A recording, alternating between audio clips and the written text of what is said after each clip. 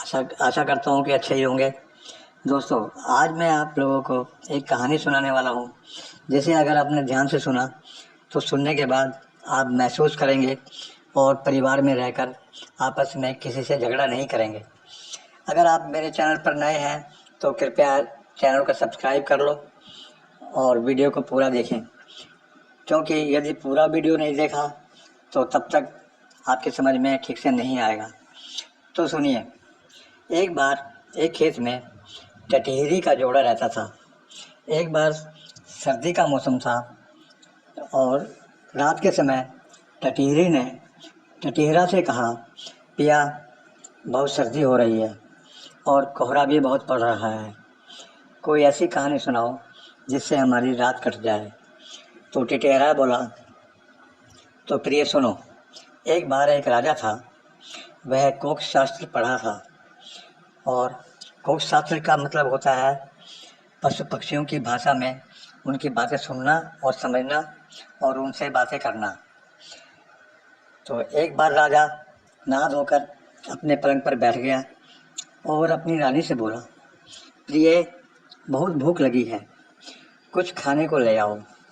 तो रानी ने अपने पिया को जब भूखा देखा तो दोस्तों उसने थाली में अच्छी तरह भोजन सजाया और जल का लोटा लिया और एक हाथ में भोजन की थाली ली और अपने पिया के पास पहुंची और उनके पास भोजन रखा। राजा ने भगवान को भोग लगाया और जैसे ही उस भोजन को खाने के लिए तैयार हुए, तब तक रानी तो वहाँ से जा चुकी थी।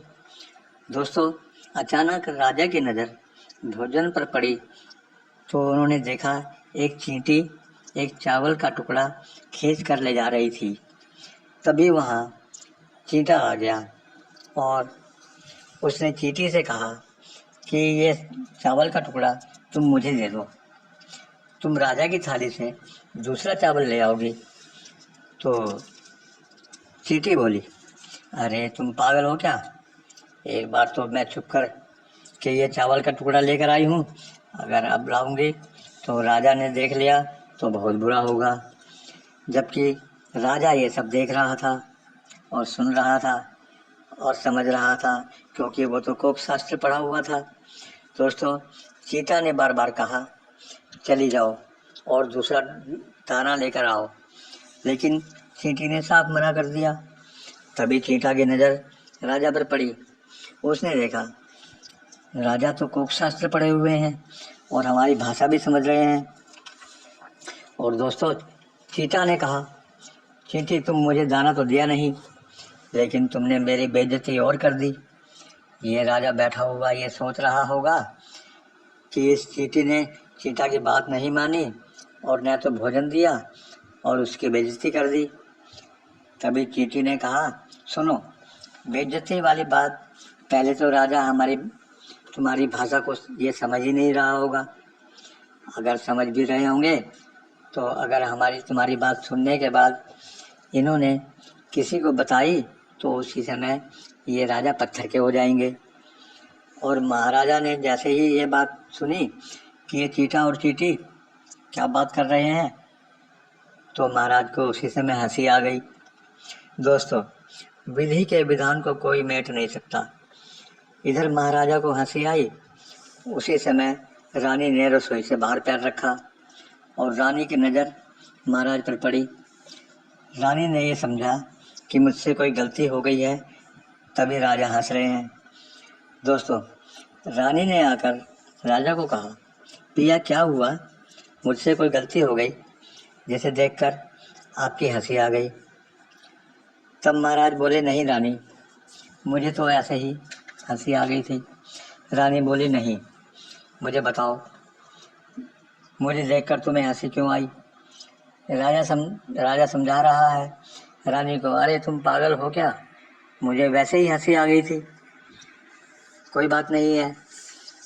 टिटेरा समझा रहा टिटेरी को कि वो रानी हठ पकड़ गई। राजा बोला, ज़्यादा हठ करना अच्छी बात नहीं है।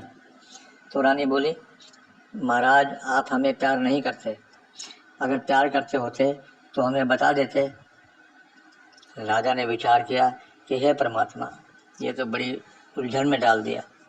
यदि मैं बताऊंगा तो चींटी ने कहा है कि अगर राजा हमारी बात सुनकर किसी को बताया तो राजा पत्थर का हो जाएगा, और रानी मान ही नहीं रही है। बोले रानी कोई बात नहीं है, बोले अगर तुम पूछोगी तो पछताओगी। तो रानी ने कहा महाराज, पछताएं चाहे कुछ और करें, अब तो तुम्हें बताना ही पड़ेगा हर हालत में। तब से तुम ये कह रहे हो कि कुछ बात नहीं है, अब कह रहे हो कि पछताओगी। मुझे मालूम पड़ गया है कि कोई न कोई बात जरूर है। महाराज अब तो तुम बताओ। तब महाराज ने विचार किया कि अब रानी मानेगी तो नहीं, जिद पकड़ गई है। अच्छा तो रानी एक काम करिए। बोली क्या? राजा बोले मेरे साथ नदी के किनारे चलिए, वहीं जाकर मैं तुम्हें बताऊंगा। रानी ने कहा ठीक है। तो राजा ने स्वयं अपना रथ सजाया और पीछे रानी को बिठाकर नदी की तरफ चल दिए, क्योंकि महाराज ने विचार किया कि पत्थर का हो जाऊंगा तो घर पर पड़ा रहूंगा, यहाँ महल में क्यों बनूं पत्थर का। रास्ते में चलते जा रहे थे कि एक जगह बकरियों का एक झुंड चल रहा था। तो एक बकरी ने बकरा से कहा कि इस कुआं में एक बहुत बड़ा घास का तिनका लटका हुआ है, एक काम कीजिए, आप इसे तोड़कर ले आइए, हम इसे खा लेंगे। तो मेरे भैया, बकरा ने जवाब दिया कि पागल है क्या, कुआं के भीतर तिनका लेने जाऊं?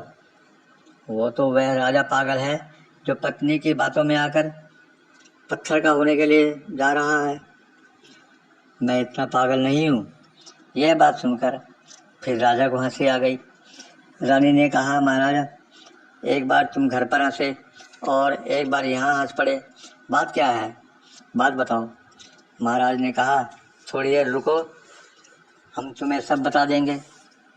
मेरे भैया जैसे ही वो दोनों नदी किनारे पहुँचे, रथ से उतरकर खड़े हो गए। तो रानी ने कहा कि महाराज अब बताओ। तो राजा ने कहा अब भी मान जाओ, नहीं तो पछताओगी। रानी बोली कुछ भी हो बताओ।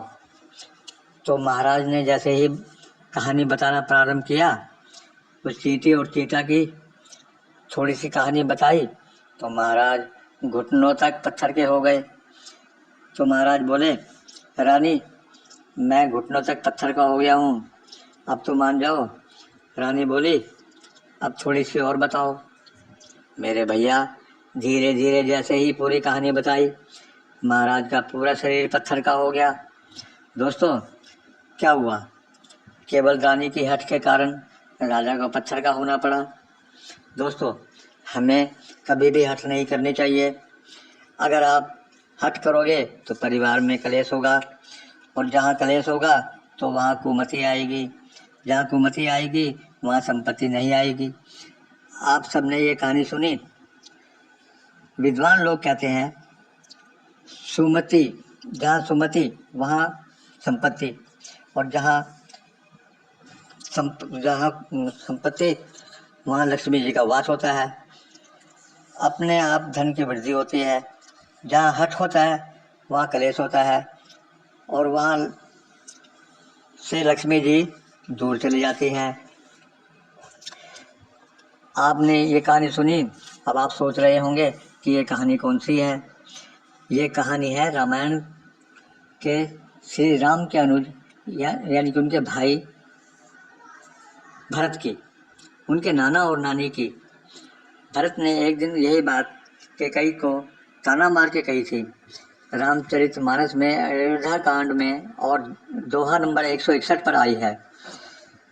हंस वंश दशरथ जनक, राम लखन से भाई, और जननी कुजननी भई, विधि संकुच न बसाई। मुझे सूर्य वंश में जन्म मिला, दशरथ जैसे पिता और राम और लक्ष्मण जैसे मेरे भाई हुए, लेकिन तेरी जैसी मेरी जननी हुई। ये भरत ने अपनी मैया को ताना दिया था, जैसे मेरी मैया है तैसी ही तेरी मैया थी, जिसने मेरे नाना को पत्थर का बना दिया। तो दोस्तों, कैसी लगी ये कहानी कमेंट में ज़रूर लिख दीजिएगा।